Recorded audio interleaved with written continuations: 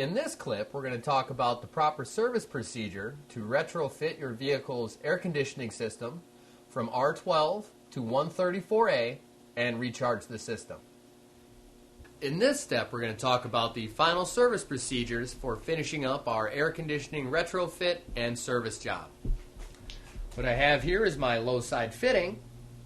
It has a small gasket on the inside. I'm going to screw that down onto the service port. This provides a weather seal and keeps moisture and contaminants from getting in the fitting.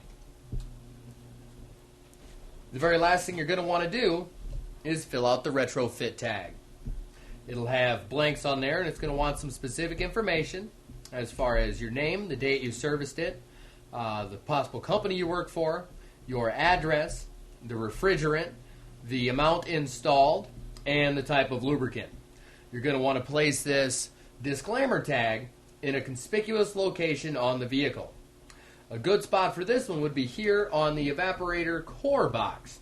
However, it has insulation on it, and my sticker won't stick to it. The next most conspicuous spot I can think of is going to be right here. What I'm going to do is take a little bit of rubbing alcohol and clean the dirt off of it so I get a good stick out of my sticker and go ahead and apply it.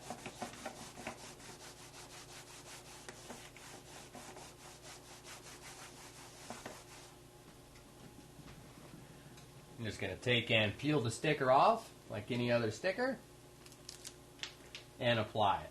This will let any service technician who works on it in the future or even remind you what has been done to the vehicle that is alternate from its original factory design. That is the proper way to seal up your low side service port, fill out your service sticker, and apply it to the vehicle.